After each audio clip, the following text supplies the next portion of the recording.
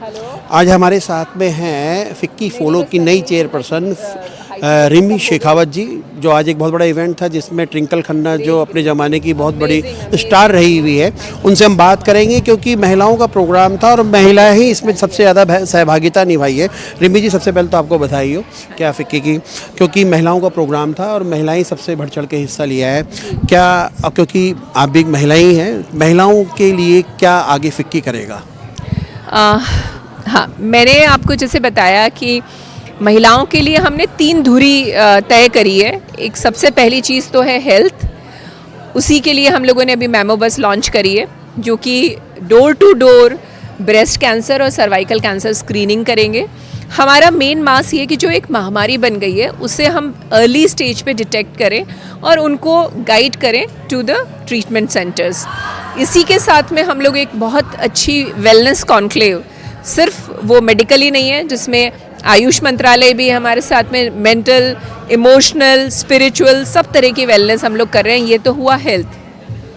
दूसरी बात आई अपनी विरासत की, दैट इज़ हेरिटेज, बिकॉज हम लोग हैं राजस्थान से।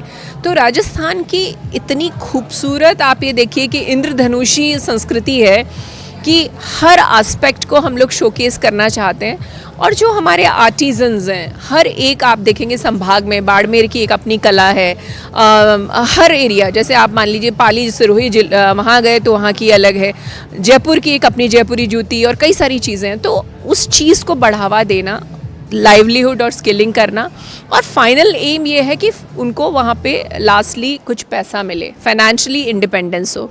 और तीसरी चीज़ आती है हारमनी की। हारमनी वो जिसमें कि हम लोग एक सस्टेनेबिलिटी प्रोजेक्ट पे हैं, यानी कि जो अर्थ है, गो ग्रीन, ये सब बातें हैं, पर क्यों नहीं हम उसे रूटीन जीवन में अपनाएं। अच्छा रिमी जी, क्योंकि महिलाओं का कार्यक्रम था और हमेशा महिलाएं ज़्यादा बढ़ चढ़ के हिस्सा लेती भी है, क्या लगता है कि आगे जैसे सरकार की बहुत सारी योजनाएं भी महिलाओं के लिए चल रही है, तो कैसे अवेयरनेस, कैसे आप उन लोगों को, महिलाओं को, केवल जैसे आज अगर देखा जाए तो यहाँ महिलाएं आपके पढ़ी लिखी महिलाएं थी, लेकिन एक आम ग्रामीण महिलाएं, फिक्की उनके लिए क्या करेगी? सर, ये जो जितनी भी मैं आपको बता रही हूँ ये ग्रास रूट लेवल पे ही है।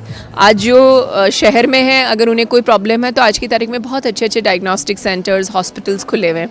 तो इस वैन का मेन पर्पस ही रूरल एरिया में जाने का है, पहली चीज़। दूसरी चीज़, जो डाइंग आर्ट है, यानी कि जो हमारी लुप्त प्राय जो हमारी कारीगरी थी, जो इतना प्यार से वो हमारे रज़ाइयाँ बुनी जाती थी, और हमारे बगरू के प्रिंट्स हैं, सांगानेरी प्रिंट्स हैं, क्योंकि उनको एक अच्छा, आप मान लीजिए, शोकेस प्लेटफॉर्म नहीं हो रहा। ऑल्दो सरकार हमारे साथ में बहुत जुड़ी हुई है, तो हमारा प्रयास यही रहेगा कि किसी न किसी तरह हम सरकार की ही किसी स्कीम के साथ जुड़ के, क्योंकि साल भर का टाइम है, इसमें हम बहुत ज़्यादा अलग से कुछ नहीं कर सकते, तो पूरा ही हमारा फोकस है कि गवर्नमेंट के साथ कोलैबोरेट करके हम कुछ सब्सटैंशियल गेन करें लास्टली। क्योंकि मेरा सवाल हो सकता है आपको थोड़ा अजीब सा लगे, क्योंकि जिस प्रकार से आपने यहाँ एक प्रोग्राम किया, क्या लगता है कि भविष्य के अंदर फिक्की उन ग्रामीण महिलाओं को भी ऐसे मंच पे आमंत्रित करेगा जिससे महिलाओं को बढ़ावा मिले? बिल्कुल बिल्कुल बिल्कुल। तो हमारा जो वेलनेस कॉन्क्लेव है उसमें एक दिन तो हमारा मेंबर्स के लिए और दूसरा दिन वो आम पब्लिक के लिए। जब हम एज ए इंफ्रास्ट्रक्चर इतना इन्वेस्ट कर रहे हैं, इतना सब हमारे कनेक्ट्स कर रहे हैं, तो क्यों नहीं उस चीज़ का फ़ायदा एक आम महिला के पास पहुँचे।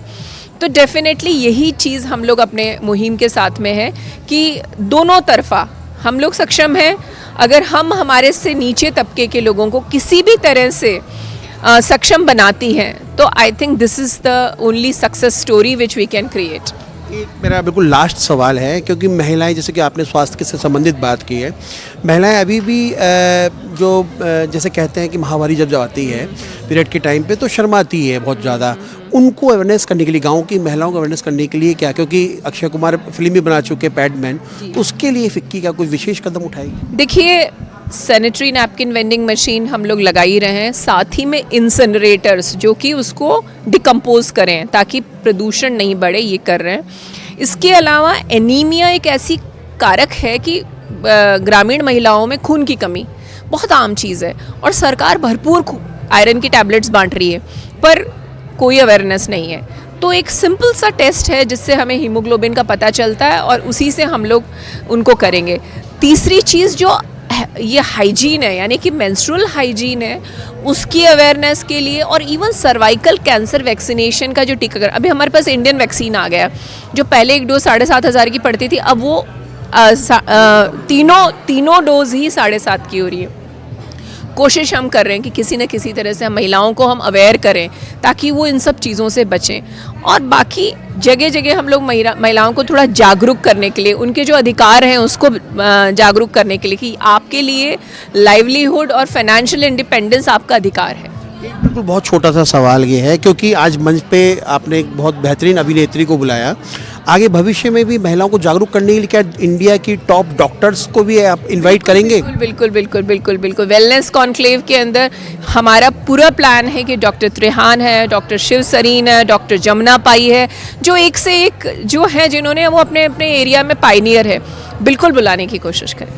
बिल्कुल, देखिए ये थी रिमी शेखावत जी, जिन्होंने फिक्की फॉलो के जो आगामी कार्यक्रम हैं उनको लेकर जानकारी दी है, और साथ में ये कहा है कि हम उन महिलाओं के लिए भी काम करेंगे जो महिलाओं के अंदर में स्वास्थ्य संबंधित है, क्योंकि बड़े डॉक्टरों को भी बुलाया जाएगा। आज जिस प्रकार से ट्विंकल खन्ना को बुलाया गया था, वो कैसे अपने आप को मेंटेन करती है, कैसे सुंदरता को बात की जाए, ब्रेस्ट कैंसर के बारे में उन्होंने बात की, लेकिन ये समय ही बताएगा कि एक बड़े मंच के ऊपर में उन आम महिलाओं को कब मौका मिलेगा, ये तो समय ही बताएगा। लेकिन फिलहाल मनोज शर्मा, न्यूज़ वॉच भारत, जयपुर।